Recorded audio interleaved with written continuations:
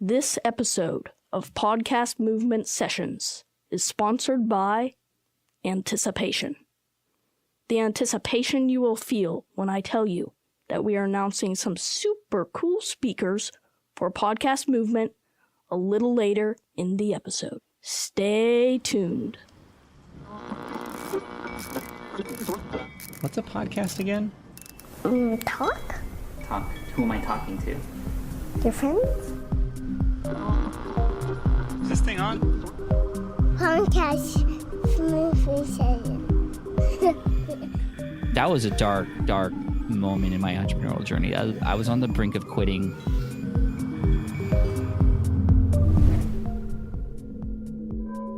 I got my tickets for Podcast Movement 2015 while I was still at Podcast Movement 2014. One reason may have been to get it out of the way before my wife could tell me no, but the main reason was they announced that Pat Flynn was going to be at Podcast Movement 2015. Pat was already my friend. He had accompanied me on many runs that turned into walks and many extended yard mowing sessions. Pat's Smart Passive Income and later Ask Pat podcasts were some of the very first podcasts I listened to religiously. And me, like many others, are now in podcasting very much due to Pat's influence. Pat Flynn isn't looked up to by so many podcasters and entrepreneurs because of his content alone. I would argue that it's the man himself. He cares about people, and that shows in the way that he treats everybody. Pat has walked a path full of ups and downs, and through all of it, he remains transparent and relatable. In his 2015 talk at Podcast Movement, he gave us a deep look inside an experience common to anyone who goes outside their comfort zone.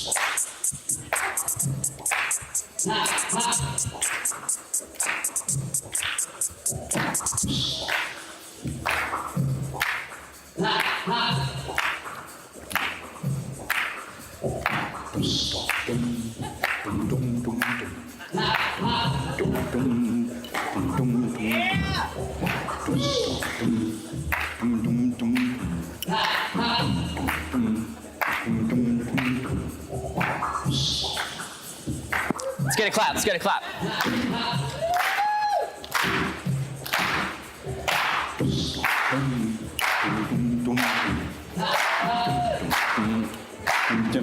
Oh, that's enough. I'm done.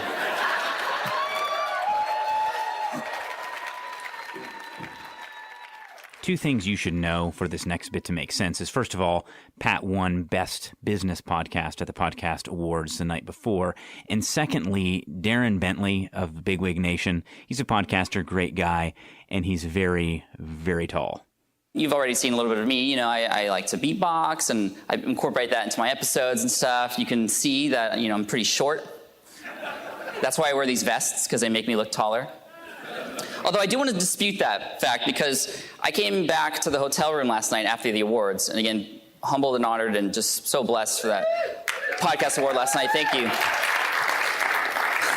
But I got back to the hotel room, and then I saw this picture on Facebook from Darren. Is Darren in the house? Where's Darren at? Back there. And, he says, bumped into this guy, and that's cool. I remember taking this picture yesterday, but then I started reading some of the comments. So here's one from Faye that says, "Oh boy, hope you didn't hurt him being so teeny-weeny compared to you."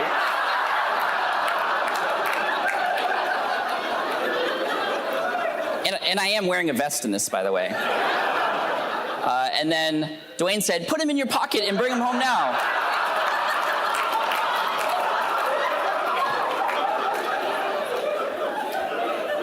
And then he said, "Looks more like a father-son picture. Now enjoy your first day of kindergarten, Pat. Remember, Daddy will pick you up."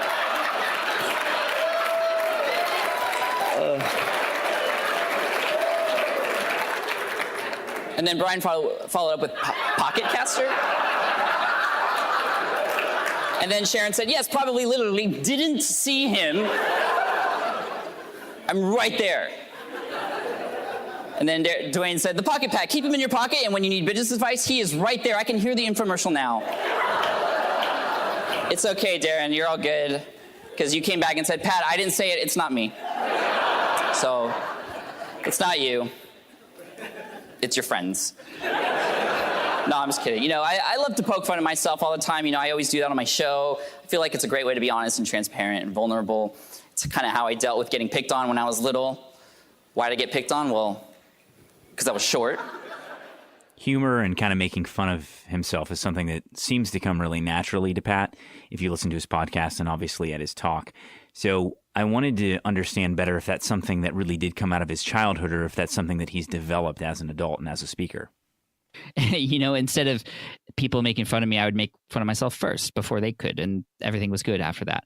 But I think as I grew older and now that I'm doing public speaking and stuff, I've realized that, you know, poking fun of yourself is a very good thing to do because it almost puts yourself, even though you're on a stage, even though the spotlight's on you, even though you might be literally higher than everybody else at that event in terms of you're on a platform, when you do that, it brings you back down to the audience's level. And that's where I want to be, at least. I want to speak to people like they are my friends, like we are colleagues, and we've known each other for a long time. It brings me back to 2008. Or 2009, sorry.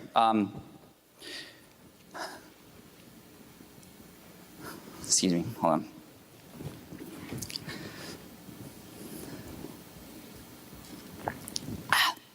It's really hot in Texas.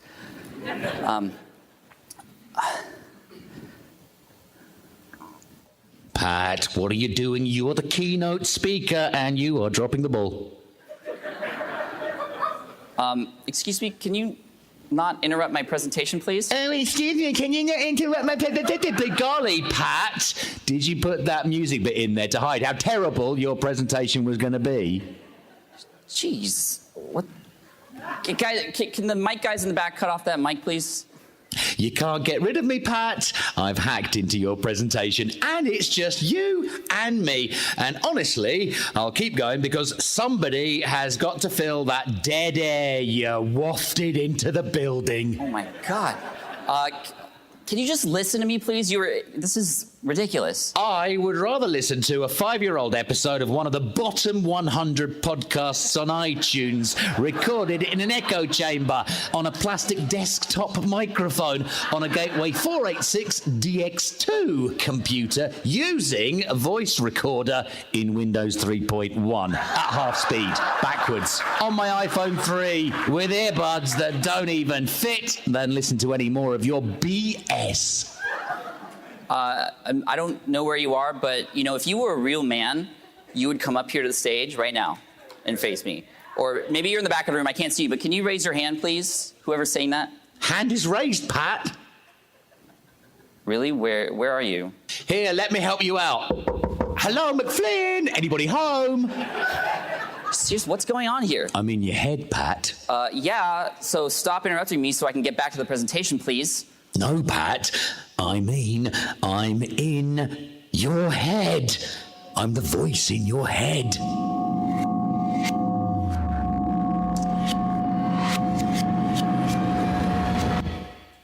Wait, and you have a British accent?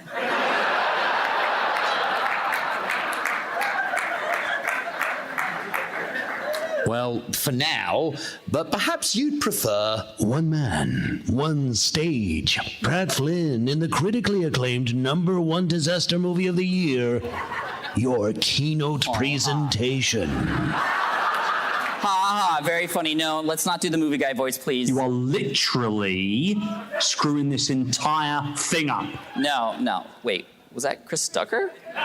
Oh, Pat Flynn, oh boy, Pat Flynn, look at you. Strut your way up to the stage. Sit down, little girly man. Your presentation's going to blow. Can you please just let me finish my keynote? Keynote? More like key-nope. Oh, dear me. All right, fine. I'll let you start again. No interruptions. No interruptions? No interruptions, I promise. Thank you. Sorry. It gets in the way sometimes. Don't screw up.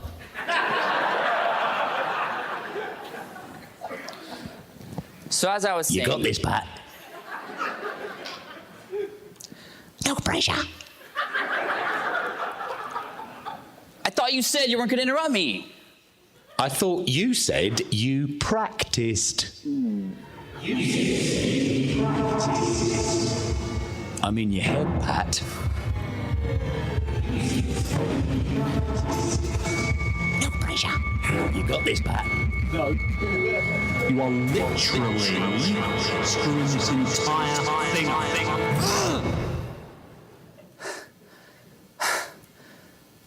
Pat, I'm still here, Pat. I will always be here. And scene.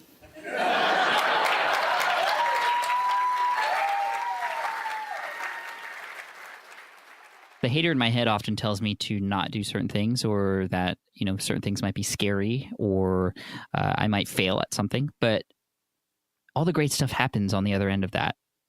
You know, every time I think about something important that has happened in my life, it's always been sort of preceded right when something was just crushing me inside of my head or my gut. You know, it was like always the scariest moments that have led to the greatest ups in my life. I feel, from getting laid off to then building my own business, to when I proposed to my wife and how scared I was about that. And not because I didn't want to marry her. I was just definitely afraid of her, like what the reaction would be. And, you know, like, even though we were together for a long time, even though I knew she loved me, there is always in our heads that, like, what if she says no? How crushed would I be? And that's just as a representative of just every other thing we do in life that is scary. And so, you know, it always seems to come at us when we are about to do something amazing, or when we're trying to make change, or when we're just stepping out of our comfort zone. That resistance always comes, and that hater in my head is very loud. But I also see it as a calling now. Is Stephen Pressfield, who said that it's actually a sign that whatever it is that you're looking to do that is calling this hate in yourself is actually something you should continue to move forward with, because it's like a defense mechanism. I'm like, don't do that. The fire's hot. But when we do these other things that could literally change our life, that security mechanism pops in. And a lot of times it's more powerful than when we see and look at the pros that can come as a result of stepping through that fear and conquering whatever it is that we're trying to conquer.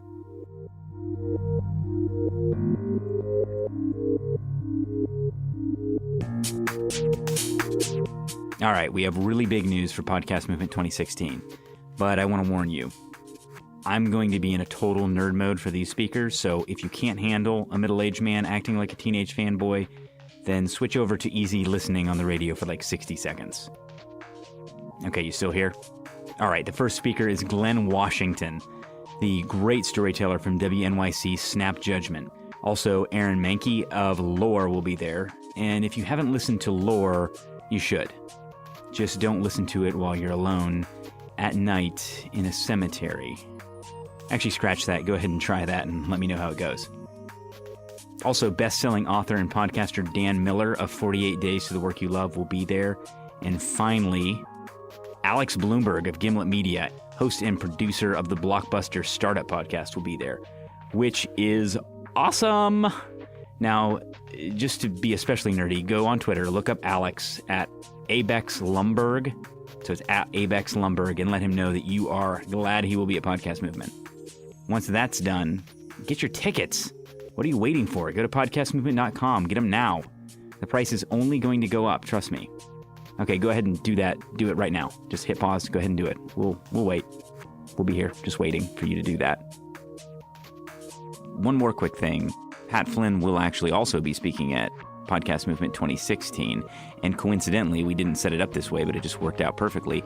His new book, Will It Fly, is launching today, which is February 1st, 2015, the day this comes out. So go take a look at his book. It's on Amazon. You can find it at willitflybook.com. The book essentially looks at how you can test an idea before you spend a lot of time and money on it. It's a really great read, and everything from Pat is well produced, obviously. So go have a look at that. It's willitflybook.com. So I want to share something with you that is quite embarrassing, when a moment in my life when that voice got in the way from me doing something I really wanted to do. Back in 2008, I made the decision to start a podcast. And I was so excited because a podcast had changed my life at that point, and I wanted to change other people's lives through my voice and the podcasting platform and medium. So I had a blog at that time, and like all podcasters do when we get the idea to start a podcast, I bought all this equipment, and then I tested it out. And then I played an audio file. The very first audio file I've ever published online was published on my blog in 2008. Here it is.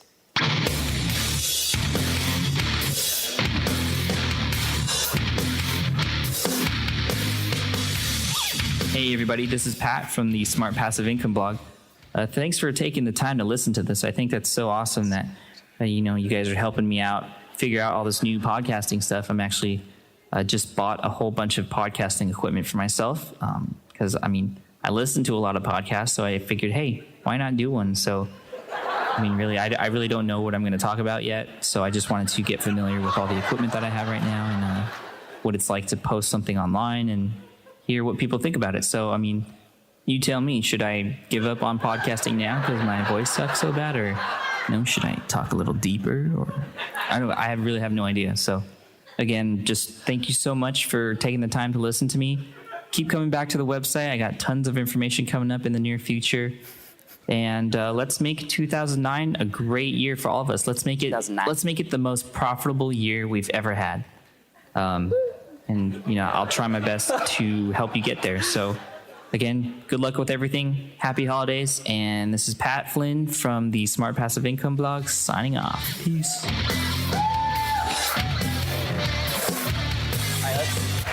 That's disgusting. That's embarrassing for a number of reasons. One, I don't know what the deal was with the music selection there. It's not me at all. You could hear it in my voice, just the lack of confidence, right? And I think a lot of us could relate to that. But I just didn't believe in what I was doing. But I was trying it out. But number three, and the worst part of it all, is, this was published in late 2008 on my blog. My very first episode came out July 2010. A year and a half later.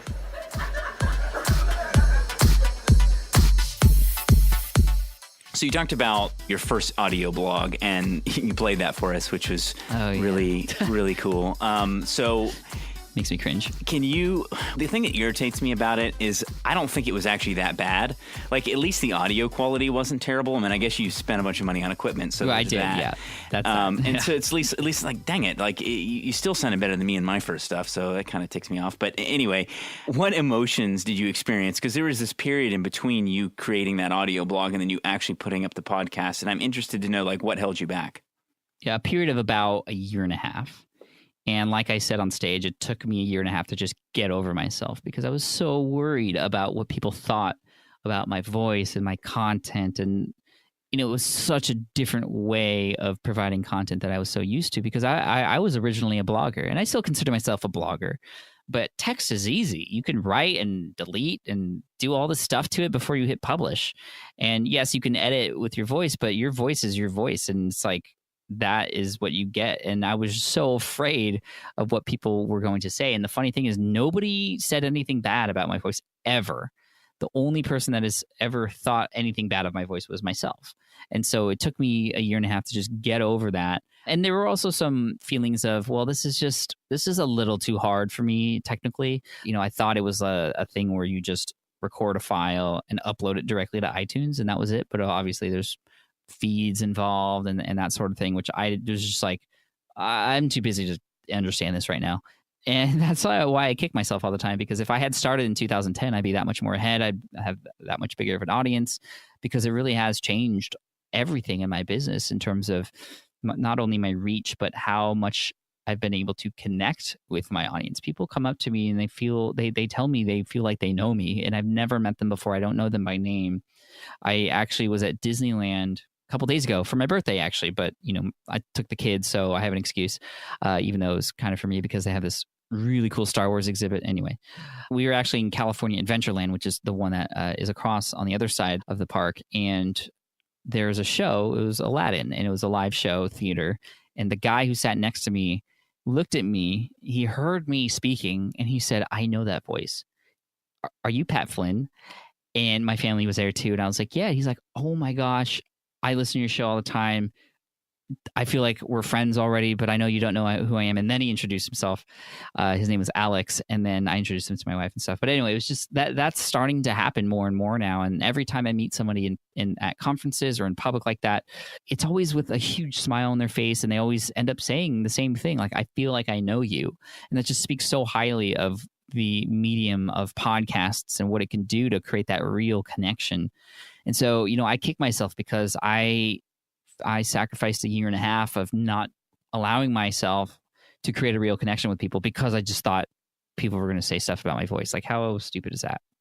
I still don't like the sound of my voice, and people will come up to me now and say, "Oh, your voice is so good though. Mine is so bad." It's like, whatever, everybody's voice is what it is. And what did I tell you when we started recording?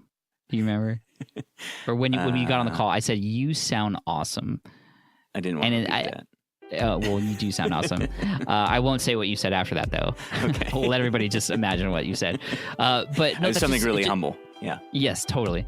And it just shows you that what you think of your voice doesn't matter. It's what other people think, because that's what people hear. And yeah, it's so funny. And when I hear that too, because I remember what I felt like. No, really though, it took me a year and a half to get over myself and stop listening to those excuses. "Oh, Pat, nobody's gonna love it. Why don't you just go back to doing something you're good at, like blogging? Your voice is terrible. Nobody's gonna enjoy your content. What are you even gonna talk about? How are you gonna keep it up?" Sounds like a personal problem, but... But those things got in the way. And then I discovered this book by Steven Pressfield. How many of you have read this book called The War of Art? Thank you. Required reading for all creative types. Yes, that does include us podcasters, right? And so Steven Pressfield talks about, how we live in our comfort zone, right? And this is where we love to be. This is the things we normally do. But all the magic, all the innovation, the stuff I'm trying to get you to do happens way over here, outside of our comfort zone, right? But then comes that little voice, and he kind of gives it a nice term called the resistance. So this resistance comes and blocks us from reaching that magic and brings us back to where we were. And I love how he describes it in this book. I highly recommend you read this book if you haven't already. This resistance, this voice, it lives in everybody. And it's just a matter of how well can we manage this voice and put it aside and not listen to it, because that's not us. And I almost feel like it's a test, to see if you really want whatever it is you're trying for. But there is good news here. There is actually very good news. Fear is good. Fear is good because, like self-doubt, fear is an indicator. Fear tells us what we have to do. The more scared we are of a work or calling, the more we know that we actually have to do that. I mean, think of the most amazing things that have happened in your life up to this point. Maybe a graduation, or a job that you have that you were really fighting for, getting married, or having a child. Oh my gosh, starting a business, starting a podcast. All the most amazing things that have happened have always been preceded by that fear. So if we look at that fear and instead say, you know what, that's a sign. Because on the other side of that fear is something amazing. So I encourage you, as you move forward, to consider fear an indicator that that's actually what you should be doing. And that's what I do now. That's why I speak on stage. I was deathly afraid of speaking on stage back in 2011 until Philip Taylor invited me to FinCon. Then the closing keynote dropped out, and he put me in the end for my very first presentation. And I was scared, literally almost throwing up.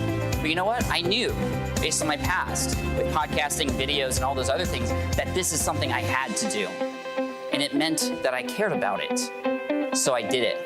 And it wasn't perfect, but I got through it. So I encourage you to see if you can answer this question, not just now, but into the future. And you can pass this question along to other people as well. What's on the other end of your fear? what is that fear actually telling you what you should do?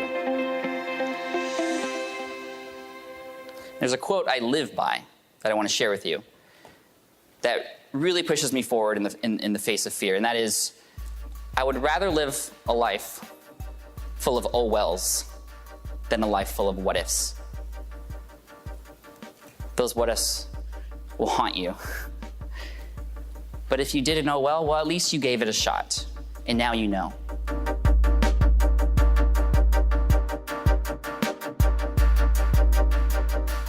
What are some things that you've had to let go of in order to succeed?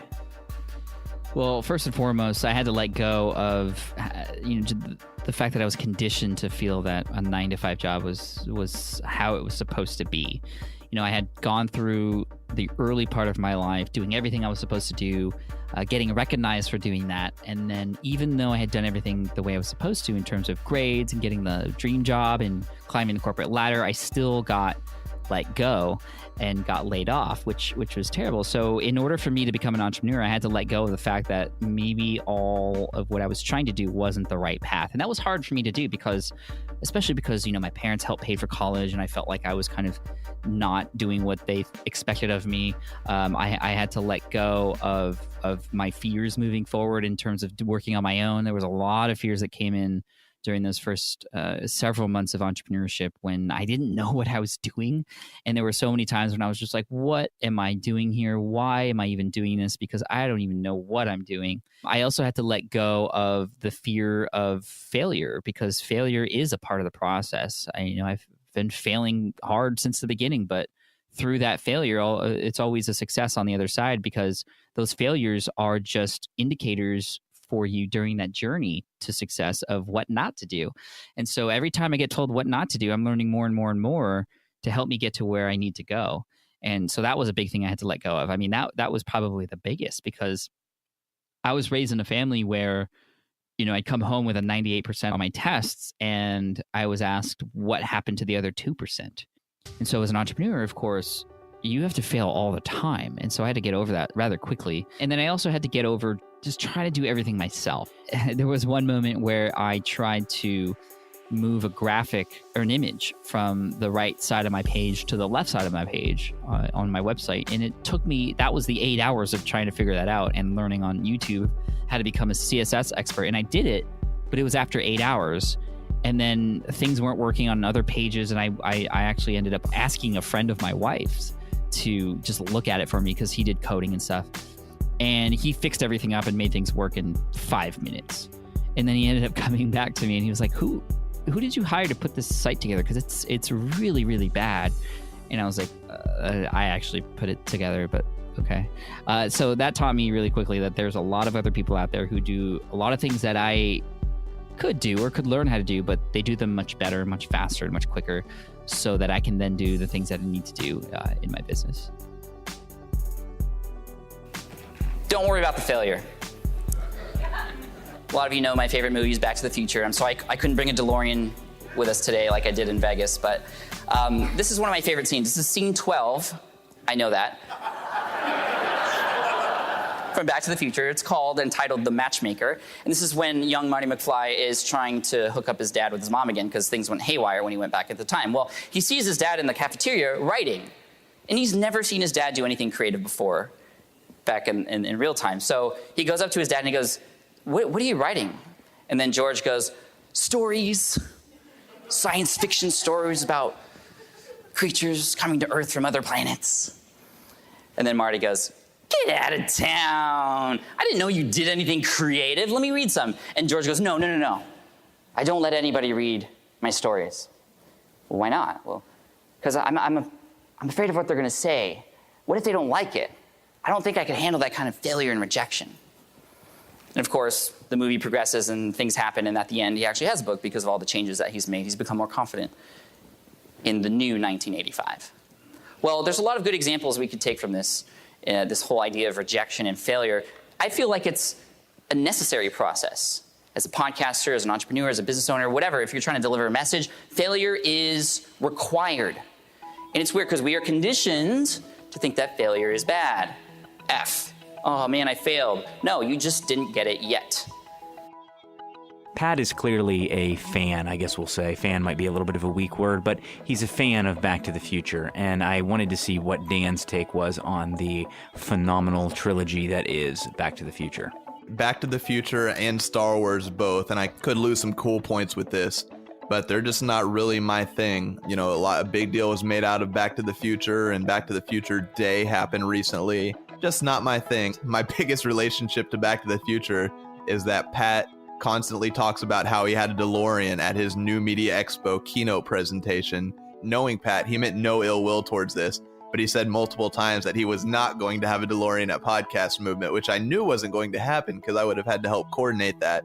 But every time he brought up the DeLorean at New Media Expo, but not Podcast Movement, Jared started making fun of me for it because he knew there was no harm meant by Pat by it. But to me, it was always, you know, we're trying to continue to progress things. And when Pat kept bringing that up, I just had to keep laughing every time he did that. I mean, couldn't you have at least worked at a flux capacitor or something? I mean, I'm a little disappointed too. You know, yeah, you know what? But I think Pat pulled it off, and his presentation was, it was a whole lot of show to it, which is awesome. We have people that get up there and you know, just talk like Aisha, you know, a train of thought type conversation on stage. Pat, he had his timing down. It was pre-rehearsed. So I think he held his own without the flux capacitor. If you're willing to share, especially as it relates to business, what was your darkest moment? Ooh, I think my darkest moment was in March, or was it May? One of the M months of 2009. And it was after my business had been running successfully for almost a year, and I was making good money. The income was growing and growing each month. And then I got this letter in the mail, like a physical letter, and it was from the United States Green Building Council. Now, remember, I started in the online world by building a website to help people pass an exam in the architecture industry. And that exam was called the LEED exam, and it was put on by the United States Green Building Council. So to get this letter, you know, I got it, and I didn't know what it was about. I thought maybe it was like a great job. Thank you for helping to promote our exam and teaching and educating people, which, you know, would have made sense because that's what I was doing. I was helping people, and in doing so, I was helping them too.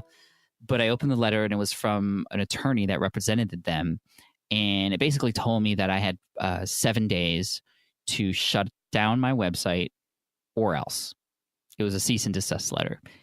And I freaked out. I almost gave up right then and there. And it's like, you know, when you're caught doing something you shouldn't be, and you just kind of put your hands up, you know, like when football players do a penalty, they put their hands up like, okay, like you got me. Just so many different emotions were going through my head. The biggest one was just, I just didn't feel like I was in the right place. I wasn't cut out for business. This was all I was in over my head. I was playing in uncharted territory that I shouldn't be playing in. You know, I was in the elephant graveyard in Lion King, and I needed my Mufasa to come rescue me because I was just about to be eaten by hyenas. But sorry, I had to put it to Disney reference in there.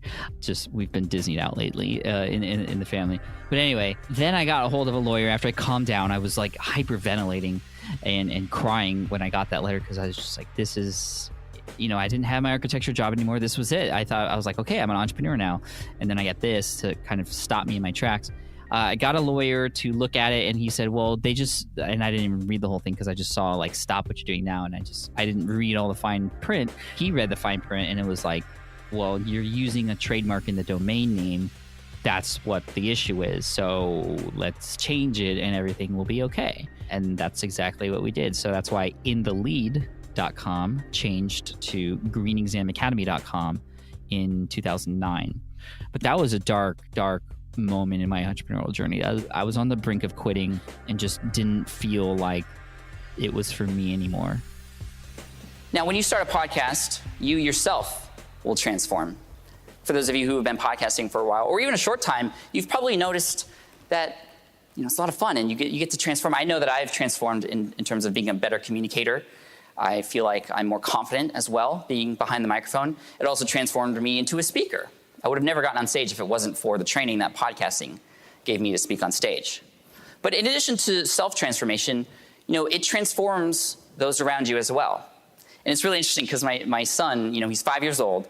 He sees me in my office. And one time, you know, it was nap time. So I had an opportunity to record a podcast. So I usually do that during nap time. And then all of a sudden I'm recording, I'm doing the Skype interview, and the door creaks open.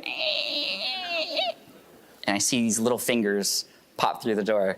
I'm like, oh man, he woke up. And he opens the door, and he goes, what are you doing, Daddy? I'm like, I'm recording a podcast, sit down. Right? A lot of you. She's like, right? I love that. And so he sits down, and he's a crazy kid. He'll usually go all over the place and do this and do that, like he's insane.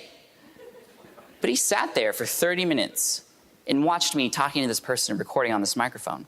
And after I was done, I said, I'm sorry, bud, you woke up early from your nap. I was recording a podcast. And he was like, oh, well, what's a podcast? And I said, well, I can show you. We can record something. Why don't I record us? I can ask you questions. And we could record that and play it back later and listen to it. And he got so, yes, let's do it.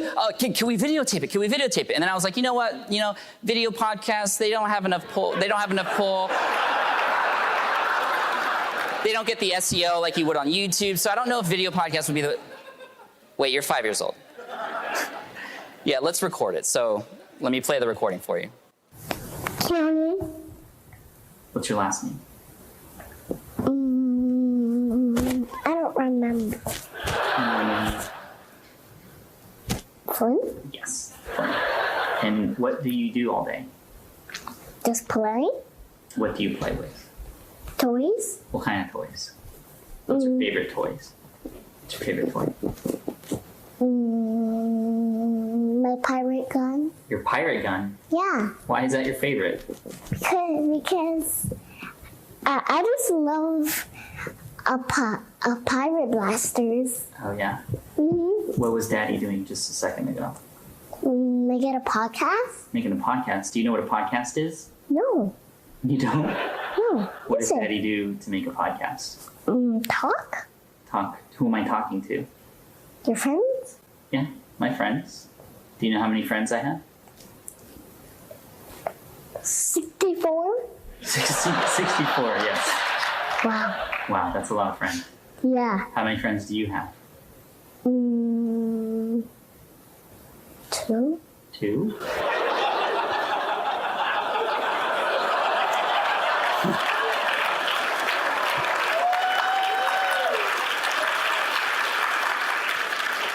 So that's my son. And now he has 1,002 friends, so thank you.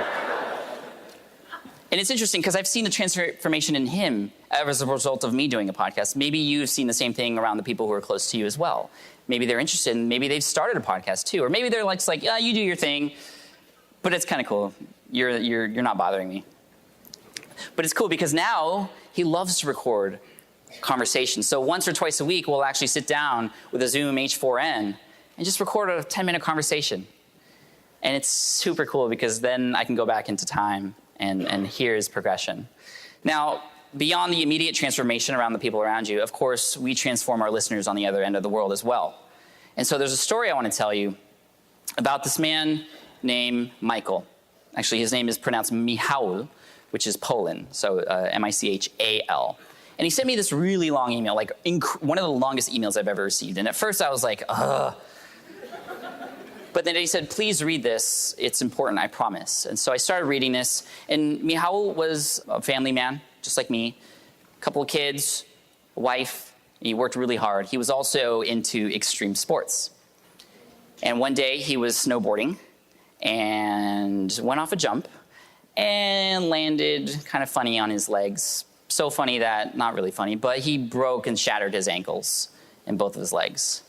And so for a while, he was only focused on these. You could see these bolts in his legs. And he just was so depressed at this time because he just couldn't be there for his family. He couldn't go work or do any of this stuff. And then he said, when I was in the hospital and recovering, that's when I had time and I found your podcast, Pat.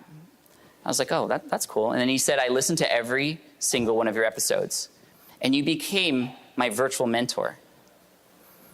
And so, of course, at this point, I'm fully devoted to this email. So I'm continuing to read this. And then he says, I remember listening to one of your episodes where you talked about when you create goals for yourself, you go really high, like almost impossibly high. Because if you go way up to the stratosphere, at least if you don't get that, you've gone pretty darn high anyway. And he said at that time, he decided with 2 broken legs to run a marathon, a full marathon, the Warsaw Marathon, which was coming up in like a year and a half or something. So he dedicated himself, and he said that every day he listened to the Smart Passive Income podcast on his training, on his rehabilitation, and then on his walks, which eventually became runs. And then I scroll down to the bottom of this email, and I see this picture of him crossing the finish line. And it's incredible. Like, look at his feet. There's plates there to make sure that they don't crumble. But then I read the sign, and he translated it for me. And he said, thank you to his wife, their kids, and then thank you, Pat Flynn.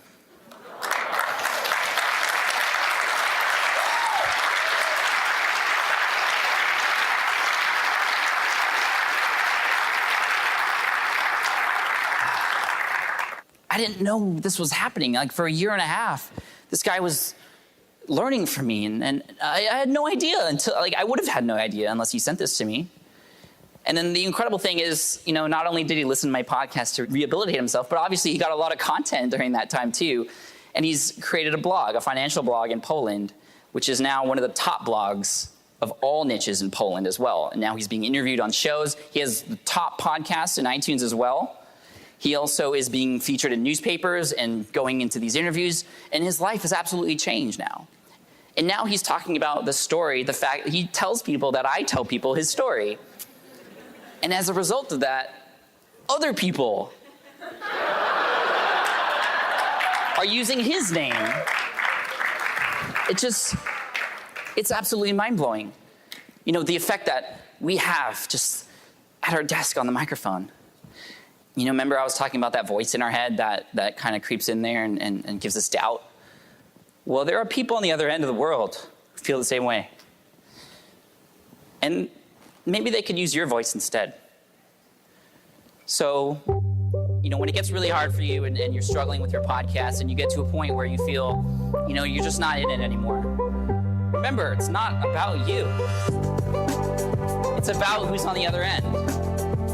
So don't listen to that voice, but share your voice with others, and amazing things around the world can happen. Thank you guys so much. Enjoy the rest of the conference.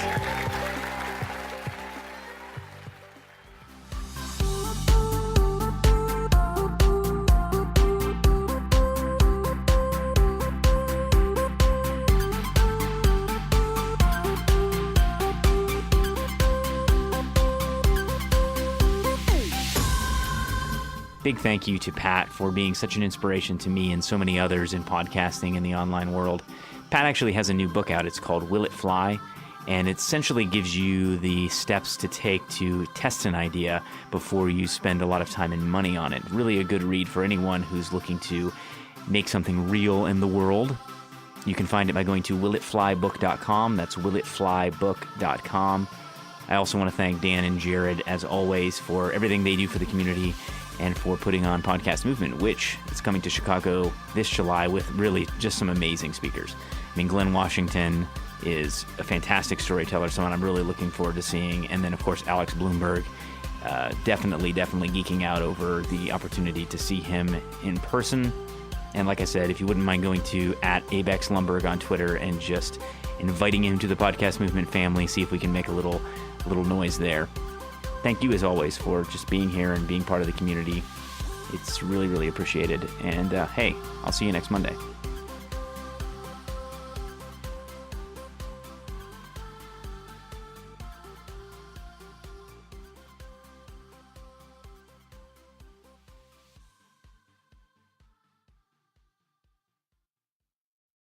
I was very impressed with how coordinated everything was. I was impressed with the guest speakers and all the workshops and just the branding of it all and the experience. It really was a fantastic experience. And, you know, I speak a lot.